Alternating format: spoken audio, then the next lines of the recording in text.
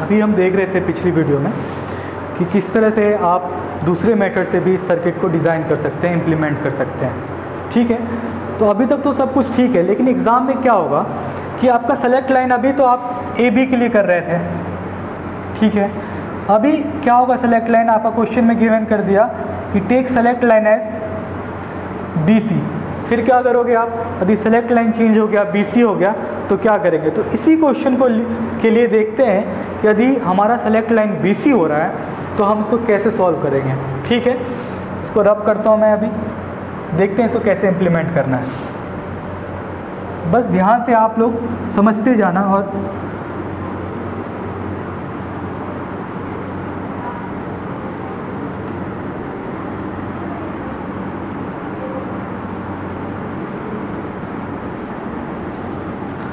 अब क्या है, मैंने क्वेश्चन में लिख दिया, क्वेश्चन में इस बार रिस्ट्रिक्ट कर दिया कि जो सेलेक्ट लाइन है, सेलेक्ट लाइन इस बार आपको, पिछली बार क्या था ए बी था, इस बार सेलेक्ट लाइन आपको बी सी ही लेना है। इसका मतलब क्या कर रहा है, रिस्ट्रिक्ट करने का मतलब क्या हो रहा है कि मैंने जो आप डिज़ाइन करना है सर्किट, उसमें जो आपका सेलेक्ट लाइन है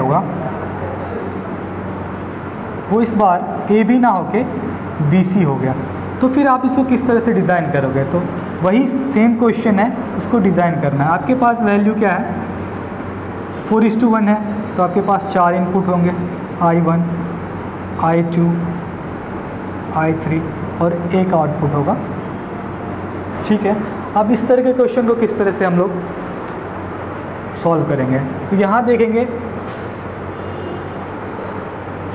सेम क्वेश्चन प्रीवियस था, मैंने बस क्या किया है, अभी सेलेक्ट लाइन चेंज कर दिया है। तो क्या हो रहा है कि जब प्रीवियसली भी देखा था कि जब ये वैल्यू आपका, यहाँ देखना ध्यान से, ये वैल्यू जब 0 0 हो रहा है तो I0 सेलेक्ट होगा।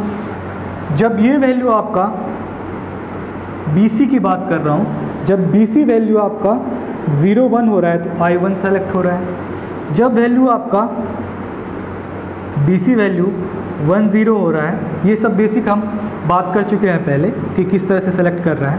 और इसी तरह जब ये I3 का वैल्यू 1 1 हो जा रहा है तो BC का वैल्यू जब 1 1 हो जा रहा है तो I3 सिलेक्ट हो रहा है। ये पहले हम लोग बात कर चुके हैं। ये हमारा इनपुट है और ये आपका क्या है, आउटपुट।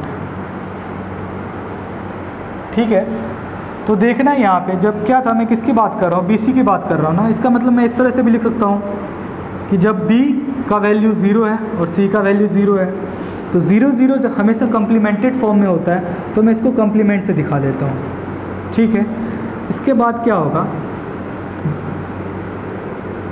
B बार है और ये C है। सिमिलरली इसके लिए यदि आपने लिखना है I2 के लिए तो ये B हो जाएगा, ये C बार हो जाएगा। इसके लिए आपने सॉल्व करना है तो ये क्या हो जाएगा, B C। ठीक है, यदि अभी भी किसी को समझ नहीं आ रहा है, मैंने कुछ नहीं किया है, अभी मैंने क्या किया है, बस BC सेलेक्ट लाइन लिया है। कितने कॉम्बिनेशन बनेंगे, 4 कॉम्बिनेशन बनेंगे 2 सेलेक्ट लाइन से, 0 1 2 3,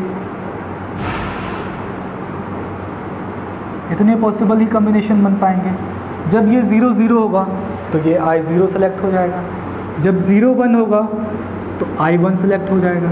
जब ये 1 0 होगा, BC की बात कर रहा हूँ, तो I2 पे जो डाटा है वो ट्रांसफ़र हो जाएगा यहाँ पे।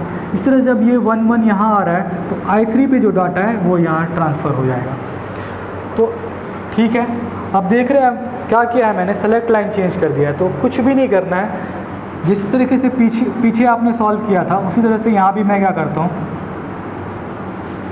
BC सेलेक्ट लाइन है, BC के लिए क्या करना है आपने, यहाँ पे देखना I0 की वैल्यू होगी, ये I0 के लिए 0 0 से रिप्रेजेंट कर रहा है। ये किसको सेलेक्ट कर रहा है, I0 को। ये किसको सेलेक्ट कर रहा है, I1 को। ये किसको सेलेक्ट कर रहा है, I2 को। ये इसी तरह I3 को सेलेक्ट कर रहा है। तो मैं बस इसका रिप्रेजेंटेशन लिख देता हूँ, कौन किसको सेलेक्ट कर रहा है। I1 जो है वो 0 1, ठीक है। I2 क्या हो गया, 1 0, और I3 क्या हो गया आपका, 1 1। 0 0 का वैल्यू क्या है, यहाँ देखो कम्प्लीमेंटेड, B बार C बार। ठीक है। 0 1 का वैल्यू देखो क्या है, बी बार सी, ये क्या होगा बी सी बार, ये बी सी बार। प्रीवियसली भी हम यही कर रहे थे, इस बार क्या हुआ, बस चेंजेस क्या है कि हमारा सेलेक्ट लाइन है वो चेंज हो चुका है, अब ए बी से बी सी हो गया है। क्या वेरिएबल रेस्ट रह गया यहाँ पे, एक वेरिएबल जो है ए। तो इस बार जो आपका आउटपुट आएगा, इसके इनपुट सेलेक्ट होगा, इसके फॉर्म में होगा ए या वेरिएबल, ये तो या तो 0 लेगा या 1 लेगा। मैं सोच लेता हूँ अभी 0 ले रहा है, ये ए बार कर दिया मैंने, 1 ले रहा है, ए से डिनोट कर दिया मैंने से, ठीक है। अब देखो इसको लिख दो बस, ये क्या हो रहा है, यहाँ से अब देखोगे, यहाँ से 0 ए का वैल्यू लिखा, यहाँ से बी सी का वैल्यू लिख लो 0 0, इस वाले ब्लॉक के लिए मैंने लिख दिया। सिमिलरली जब इसके लिए लिखोगे तो ये वैल्यू क्या होगा 0, ये वाला वैल्यू 0 1, यहाँ से जब यहाँ आओगे 0, ये वाला वैल्यू क्या है 1 0। सिमिलरली इसके लिए क्या होगा 0 1 1, तो ये वाला वैल्यू क्या रिप्रेजेंट कर रहा है 0, ये 1 2 और ये क्या है 3। सिमिलरली आप यहाँ देखोगे तो क्या हो रहा है, यहाँ से ये 1 ए का वैल्यू ये आ गया, बी का वैल्यू क्या होगा 0, सी का वैल्यू क्या होगा 0, ये डाटा क्या हो जाएगा आपका 4 हो जाएगा। सिमिलरली यहाँ पे क्या हो जाएगा 5 6 7।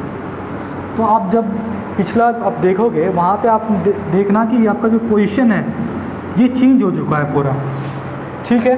तो अब इस क्वेश्चन को जब टैकल करेंगे, कहाँ कहाँ पे वैल्यू है, 1 पे है उसको इंसर्कलमेंट कर देते हैं, फिर कहाँ पे है 2 पे है उसको इंसर्कलमेंट कर देते हैं, फिर 4 पे, फिर 6 पे। तो देखो इस बार का रिज़ल्ट क्या होगा, इस बार कैसे सेलेक्ट होगा, जो I0 का वैल्यू किसके करस्पॉन्डिंग है, इंसर्कलमेंट ए के करस्पॉन्डिंग है, तो ये आपका क्या होगा, यहाँ पे वैल्यू ए आ जाएगा। यहाँ देखो ये किसके करस्पॉन्डिंग है, ए बार ही करस्पॉन्डिंग है, ए बार आ गया। अब जहाँ देखो दोनों जगह इंसर्कलमेंट है, मतलब ए बार भी और ए दोनों को लेना पड़ेगा, तो ये तो आपको पता होगा ये identity, A plus A bar is always 1, तो ये वैल्यू तो 1 हो जाएगी, ठीक है। और यहाँ तो कोई इंसर्कलमेंट ही नहीं है, ये डाटा क्या होगा 0। जहाँ पे कोई इंसर्कलमेंट ना हो वहाँ आप उसके करस्पॉन्डिंग 0 डाटा लिख दो। तो ये क्वेश्चन मेरा तैयार हो चुका है। अब देखना क्या है, I0 का वैल्यू क्या आया है, I0 का वैल्यू आया आपका A, I1 का वैल्यू क्या आया है यहाँ से A बार, I2 का वैल्यू क्या आया है 1 और I3 का वैल्यू क्या आया है 0। ये आपका मल्टीप्लेक्सर जो मैंने BC लाइन सेलेक्ट किया तब तैयार हो गया। तो आप देख रहे होंगे जो पिछला सर्किट हमने सॉल्व किया है उससे बिल्कुल ये डिफरेंट है। तो आपको बस इस बात का ध्यान रखना है कि सेलेक्ट लाइन जब भी डिफ़र करेगा तो किस तरह से अरेंजमेंट करना है। लगता है कि आप लोगों को ये क्वेश्चन आप एग्ज़ाम में आएगा तो सॉल्व हो जाएगा, ठीक है। आप लोग इसका क्वेश्चन को आप मेंशन कर लो, राइट डाउन करके अच्छे से इसको इसी तरह के क्वेश्चन को फिर से सॉल्व कर लो। Thank you.